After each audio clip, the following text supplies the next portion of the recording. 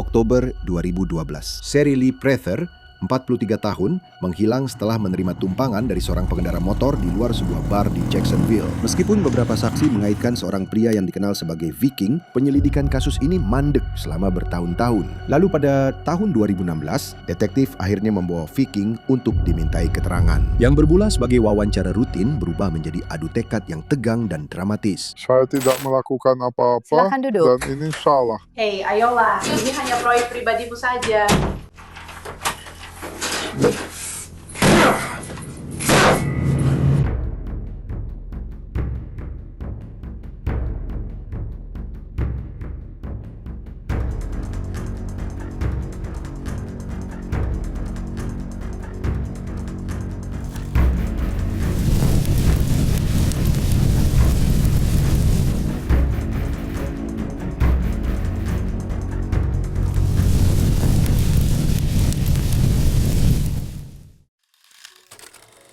Shirley Prather yang berusia 43 tahun lahir di Jacksonville, Florida, kota yang menjadi rumahnya sepanjang hidupnya. Dia adalah seorang ibu tunggal yang membesarkan 2 putri dan orang-orang terdekat mengatakan mereka memiliki ikatan yang sangat erat. Mereka tinggal serumah dengan ibu Shirley, Norma Ellis, 3 generasi perempuan di bawah satu atap dalam sebuah keluarga kelas pekerja yang sederhana.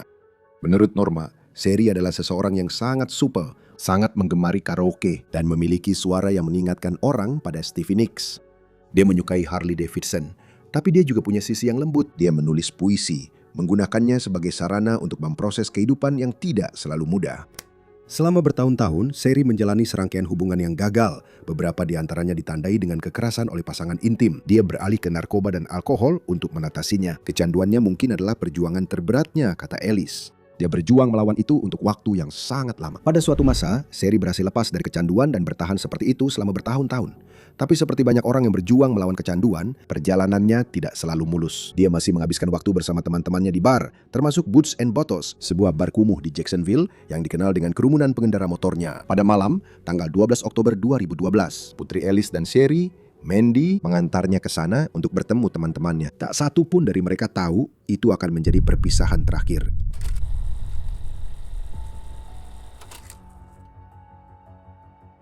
15 Oktober 2012. Sudah 3 hari sejak terakhir kali ada yang mendengar kabar dari Shirley. Biasanya Shirley tidak pernah menghilang tanpa menghubungi keluarganya.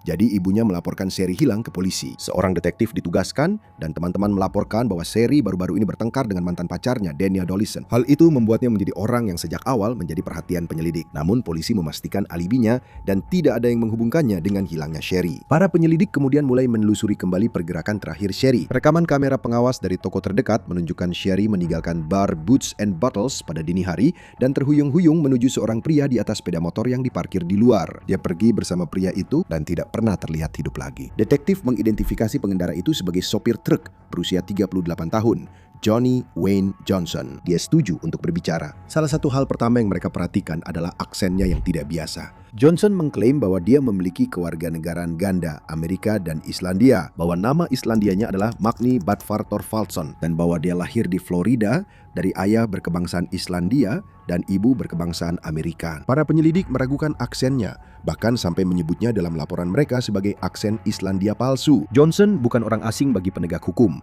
karena sebelumnya pernah dihukum atas kasus pembobolan dan pencurian. Selama wawancara, dia mengakui meninggalkan bar bersama Shirley malam itu, tetapi dia mengaku telah menurunkannya di dekat sebuah rumah di Trout River Boulevard dan tidak pernah melihatnya lagi sejak saat itu. Pacarnya Jordan mengatakan hal yang sama kepada polisi. Karena tidak ada bukti kuat untuk menahannya, Johnson dibebaskan. Lalu, hanya 1 bulan kemudian, orang-orang terkasih menerima kabar yang mereka takuti. Selamat malam, pencarian seorang wanita Jacksonville yang hilang kini telah berakhir. Namun misteri tentang apa yang terjadi padanya belum terpecahkan. Polisi Jacksonville mengatakan bahwa jenazah yang mereka temukan minggu lalu di sisi utara adalah jenazah wanita ini, Shirley Prather, yang berusia 43 tahun. Dia terakhir kali terlihat pada 12 Oktober di sebuah bar di New Berlin Road, tidak jauh dari rumahnya. Sekarang polisi telah mengidentifikasi jenazah yang ditemukan minggu lalu di sebuah hutan di sepanjang Braddock Road. Saat semua ini pertama kali terjadi, aku berdoa kepada Tuhan. Aku berkata, tolong Tuhan, bawa dia pulang ya. Aku ingin percaya dia akan pulang. Masuk lewat pintu itu. Doa yang tak terjawab saat Daniel Dollison mengetahui Shirley Prather, wanita yang katanya ingin dia nikahi, telah meninggal, bukan hilang. Sungguh mengerikan membayangkannya. Ya, Aku ingin melindunginya dari semua itu, ya. Dan aku tidak bisa ada di sana. Penemuan jenazah Sherry bukanlah kebetulan. Mantan istri Johnny, Samantha, mendatangi para detektif untuk memberikan informasi.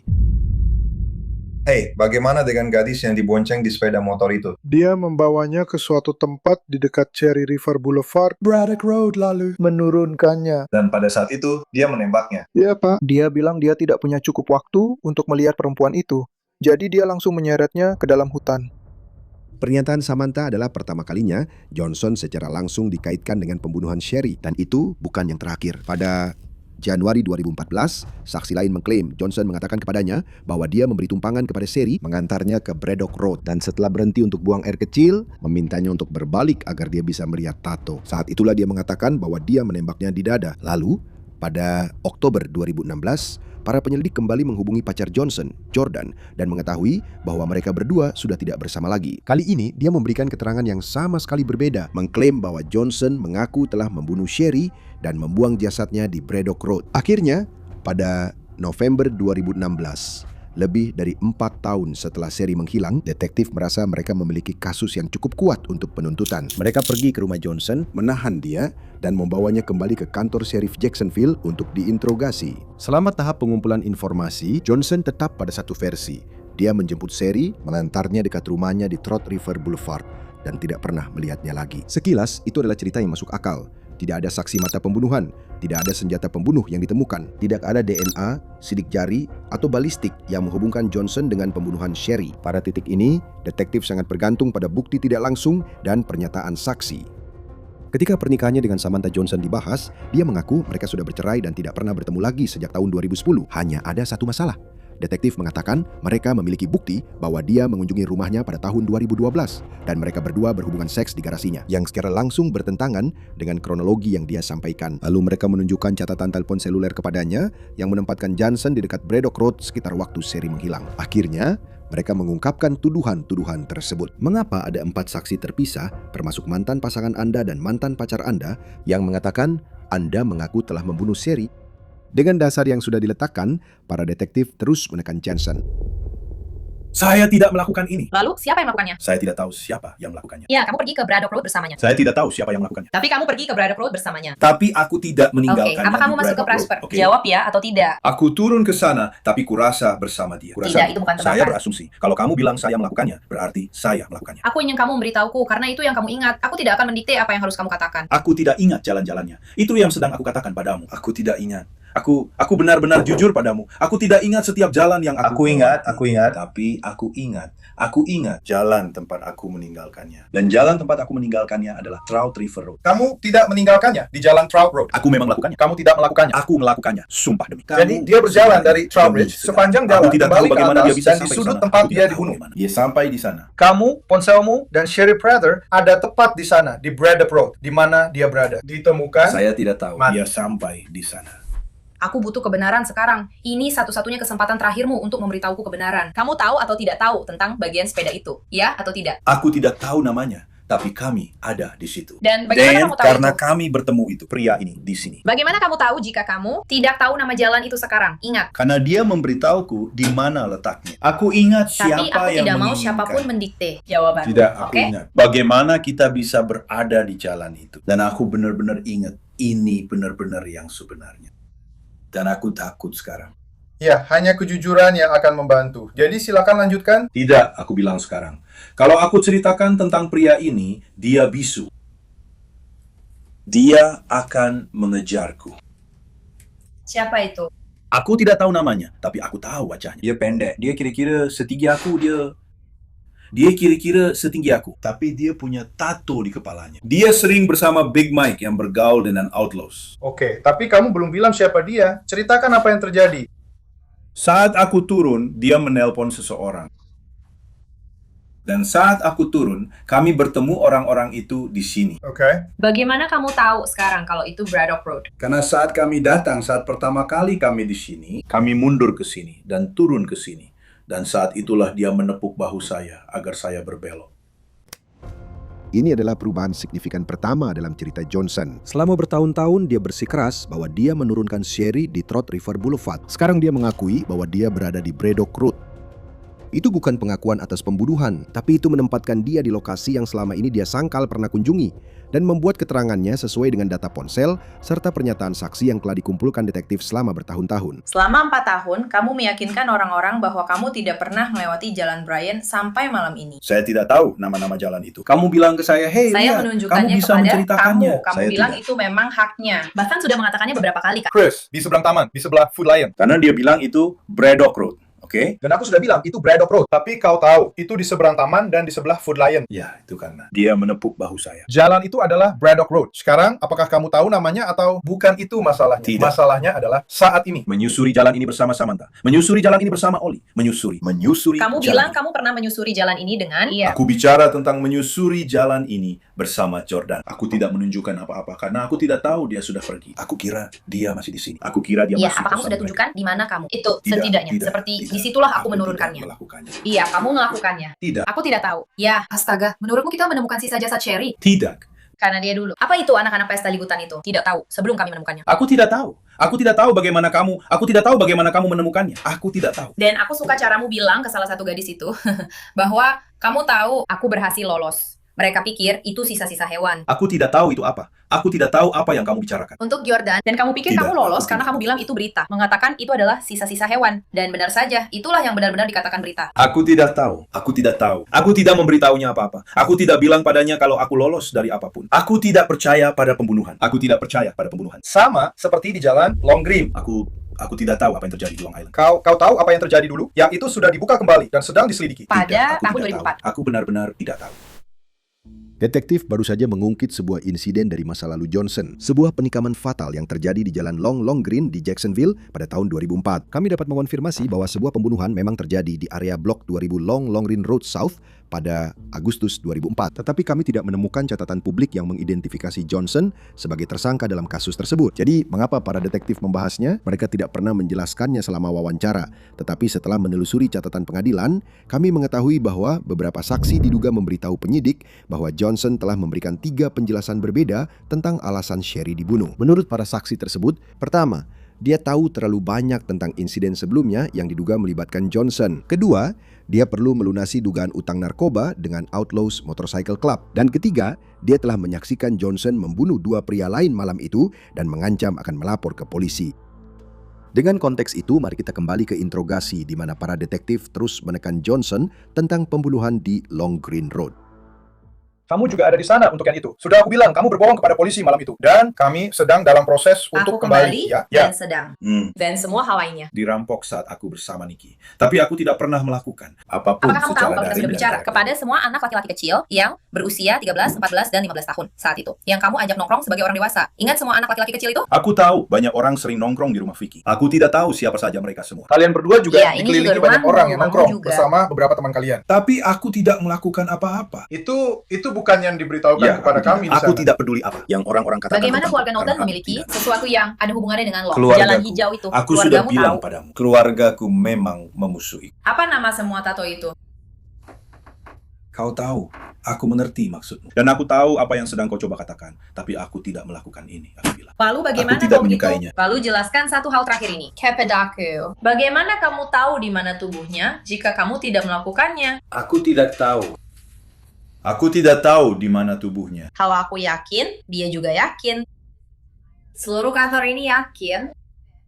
Staf kami yakin. Atasan kami Saya sependapat. tidak tahu Para di jaksa mana penuntut tubuhnya juga ditemukan. sependapat. Yakin. Kamu pikir kamu bisa meyakinkan juri bahwa kamu tidak ada hubungannya dengan itu? Saya tidak tahu di mana tubuhnya. Kamu tahu apa yang dibutuhkan untuk menjerat seseorang dengan tuduhan pembunuhan. Lihat, kamu sudah menetapkan dalam pikiranmu bahwa akulah yang melakukan ini. Itu karena ini ukuran biaya untuk anak berusia 4 Tapi tahun. saya Saya bilang, Saya tidak melakukan ini. itu yang kamu katakan. Tapi bukan itu yang dikatakan orang lain. Atau Dan bukti banyak orang keterlambatan. memilikinya. Banyak orang melakukannya. Itu adalah orang terdekatmu. Mereka bukan ahli. Itu pacarmu. Itu mantan istrimu. Itu satu-satunya temanmu yang terburu-buru. Dan mereka semua marah padaku. Karena kita Mereka semua tidak tahu bicara efek padaku dari saat video. mereka marah. Mari. Mereka bicara pada kami waktu itu. Iya, saya bilang sama kamu. Saya nggak ngomong apa-apa ke siapapun. Saya bahkan nggak tahu di mana jasad. Karena nggak ada ditemukan orang di lain dunia yang pernah ini. menyebutkan hillbilly atau orang-orang lain itu? Karena kamu juga nggak pernah menyebutkannya ke dia. Itu karena nggak ada yang mau. Benar, karena kamu memang nggak pernah cerita ke mereka orang-orang soal dengan itu. cerita yang berbeda-beda. Karena kamu ingin tahu siapa yang akan menceritakan cerita yang mana. Tidak, saya tidak berbicara dengan orang-orang. Kamu melakukannya dengan baik, Johnny. Itu sebabnya kamu nongkrong dengan mereka. Kamu tahu apa? Sebenarnya kamu bisa bilang kamu tidak bicara dengan orang-orang. Tapi ketika aku menunjukkan catatan teleponmu dan semua orang yang kamu... Aku bilang padamu, tidak. Beberapa orang. Tidak. Aku tidak bicara kemana-mana soal omong kosong seperti ini karena aku tidak percaya pada hal itu. Aku tidak membunuh siapapun. Aku belum pernah membunuh siapapun dan aku tidak akan mulai membunuh siapapun. Bahkan membunuh seekor hewan pun salah tidak. di tahun 2004. Sekarang semua orang salah. Johnny, kamu cuma belum ketahuan di tahun 2004. Itu Aku hanya tidak dasarnya melakukan saja. apa-apa. Itulah yang aku bilang sama Kamu kamu. Aku tidak melakukannya. melakukan apa-apa. Tidak. Benar-benar melakukannya. Saya tidak melakukannya. Saya tidak melakukannya. Dan untungnya, untukmu saat itu, urusannya belum selesai pada tahun 2000. Aku tidak melakukan apa-apa Sama seperti kurasa kamu juga tidak melakukan apa-apa saat kamu didakwa di Georgia. di Georgia. Aku suka itu saat aku ditangkap di Georgia. Dan aku tidak peduli tentang itu, Tidak, tapi tidak. maksudku adalah Saat mereka menangkapku semua di orang Georgia. salah. Waktu aku di penjara, aku memang di penjara untuk sesuatu yang aku sendiri tidak tahu. Waktu itu, aku di penjara karena kasus lain. Dan penculikan itu sebenarnya penahanan secara tidak sah karena aku membawa kasir dari balik meja dan menaruhnya di kamar mandi. Benar-benar, dan Lalu itu akan aku dianggap mengunci tidak sah. pintunya. Ya, benar. Dan aku mengambil mobil mereka. Dan ketika detektif bertanya padaku, apakah aku melakukannya? Aku jujur. Dan aku bilang ke detektif, itulah sebabnya aku mendapat hukuman seperti yang aku terima. Aku dapat 3 kali 15 tahun. Harus menjalani 5 tahun. 2 kali 10 tahun. Harus menjalani 5 tahun. Dan 5 Iya, tahun. kamu Ingat bilang. terus. Di sana. Apa maksudnya? Apa kamu pernah jadi anggota geng? Tidak. Georgia? Tidak. Sama sekali tidak. Saya bukan anggota geng. Meskipun mereka bilang saya terafiliasi dengan mereka karena saya sering bersama. Mereka bilang saya terafiliasi dengan Folk Nation karena saya punya banyak teman-teman yang merupakan anggota Folk. Tapi ketika saya diinterogasi oleh detektif dan detektif itu langsung bertanya pada saya, dia bilang, "Saya ingin tahu kebenarannya." Saya bilang ke dia, "Ya, saya yang melakukannya." Saya yang melakukannya. Saya mengakui kejahatan saya. Tapi itu bukan pembunuhan. Tidak masalah apakah itu pembunuhan atau bukan. Kalau aku bersalah, ya aku bersalah. Tidak, menurutku, kau sudah membunuh 2 orang. Tidak. Kau akan kesulitan meyakinkan aku, detektif ini, atau anggota juri manapun, bahwa yang satu ini tidak terjadi. Aku tidak membunuh siapapun. Itu seharusnya sudah diselesaikan pada tahun 2004. Semua buktinya sudah ada. Itu benar-benar Kamu benar-benar gila. beruntung. Aku hanya mendapatkan seorang detektif yang sebenarnya Aku tidak tidak bilang cocok untukku. Kamu bilang ke detektif itu kalau kamu dirampok waktu itu. Aku memang dirampok. Di mana kamu dirampok? Aku dirampok di sana, di dekat Don Avenue, di dekat pom bensin. Kamu ingat? Ya itu yang dia bilang. Tapi Ya. videonya tidak ada. Buktinya video itu. Tapi aku memang begitu. Itu Tapi bukan aku sesuatu yang layak. Dan aku tidak melakukan apa-apa saat itu. Dan aku juga tidak melakukan apa-apa sekarang. Bolehkah aku menelpon istriku? Iya, kamu akan bisa menelpon istrimu. Ada pertanyaan lain untukku? Bisakah aku pulang? Tidak, kamu tidak bisa. Kenapa begitu? Karena aku menjeratmu dengan tuduhan pembunuhan. Aku tidak melakukan pembunuhan. Ya, aku menjeratmu dengan tuduhan itu dan kami bisa membuktikannya. Tidak. Kalian tidak bisa karena aku tidak melakukannya. Dan itu akan jadi urusanmu. Baiklah, untuk membuktikannya. aku ingin akan memanggil pengacara. pengacaraku. Nah, guys. Oke, kamu tidak bisa melihat bagaimana Saya kamu... ingin menelpon. Setelah kamu sampai di sebelah sel penjara, kamu bisa menelpon istrimu. Dia tidak punya cara untuk itu. Aku tidak bisa menelpon atau menerima panggilan. Tidak ada cara untuk menelpon di sini juga. Bagaimana dengan ponselku? Karena aku tidak melakukannya. Tidak melakukan apa-apa, ini salah. Oke, kamu datang dan membicarakan tentang barang pribadimu.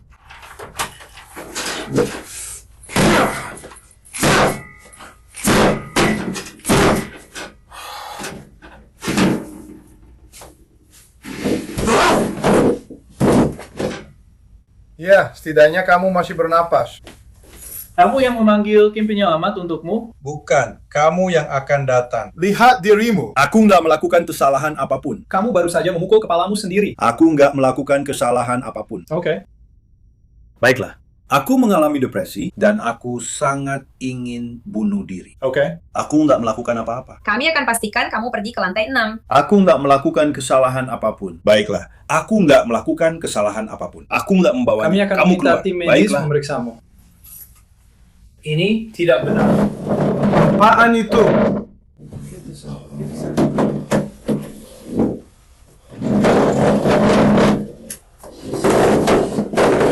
Salahku. Aku nggak bunuh siapa-siapa. Baiklah. Oke. Kami harus membiarkan tim medis memeriksamu. Hanya untuk memastikan kamu baik-baik saja. Ayo, lanjutkan. Yo. Kami tidak ingin kamu melakukannya. Kembali duduk di kursi itu. Nah, begitu. Duduk saja di kursi itu.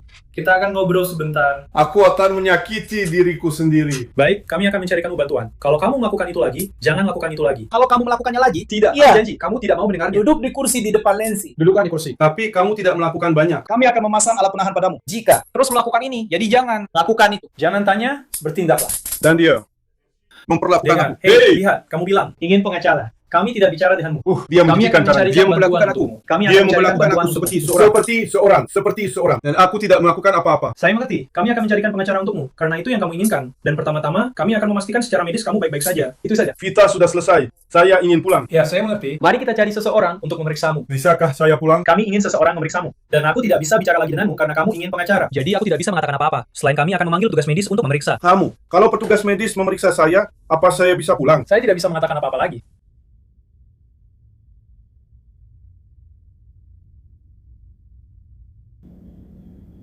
Benar. Selamat pagi. Saya di sini hari ini untuk mengumumkan penangkapan dalam penyelidikan pembunuhan Sherry Prather, seorang perempuan kulit putih berusia 43 tahun yang dibunuh pada bulan Oktober 2012. Saya senang mengumumkan bahwa pada hari Jumat lalu, 18 November, detektif pembunuhan berhasil menemukan Johnson, membawa dia ke kantor detektif pembunuhan, melakukan wawancara lagi dengannya, dan mengkonfrontasikan dia dengan pernyataan saksi serta bukti-bukti yang ada. Awalnya, dia menceritakan kisah yang sama seperti sebelumnya, bahwa dia menurunkan Sherry di Trout River Boulevard dan tidak pernah melihatnya lagi sejak itu. Ceritanya berubah beberapa kali. Akhirnya dia mengatakan bahwa dia menurunkan Sherry di Braddock Road, tapi tetap membantah bahwa dia membunuhnya.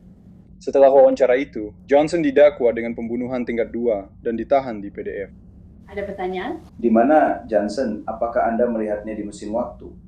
Di mana Johnson membual tentang membunuh Sherry? Itu terjadi dalam percakapan pribadi yang dia lakukan dengan beberapa orang berbeda. Jadi saya tidak tahu apakah itu benar-benar membual di depan umum. Lebih kepada dia bercerita dan di mana serta bagaimana. Apakah Anda berhasil melacaknya pada akhirnya?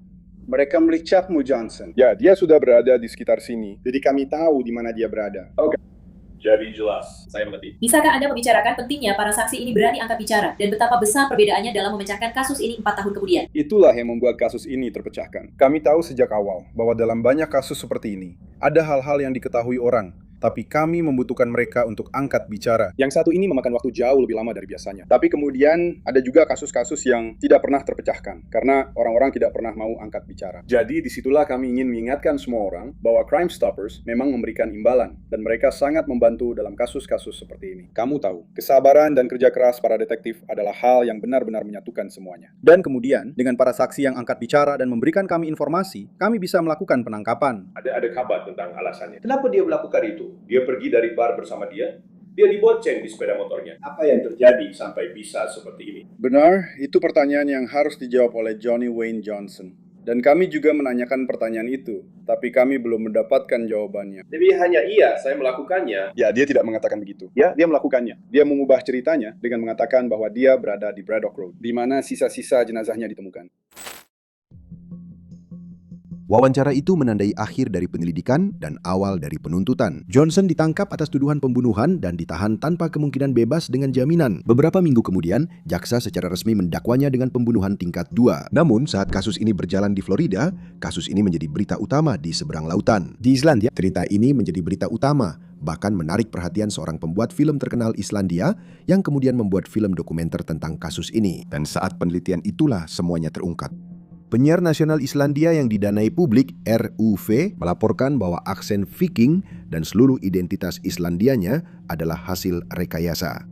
Dia telah merangkai jaringan kebohongan yang rumit selama lebih dari 1 dekade. Bahkan setelah identitas palsunya terbongkar, Johnson tetap bersikeras bahwa dirinya tidak bersalah. Namun daripada mengambil risiko di persidangan, dia memilih untuk menerima kesepakatan pengakuan bersalah, mengaku bersalah dengan imbalan hukuman yang dikurangi menjadi 20,4 tahun. Sedikit di bawah minimum 25 tahun yang akan dihadapi jika dinyatakan bersalah. Itu bukanlah keadilan sepenuhnya yang diharapkan keluarganya.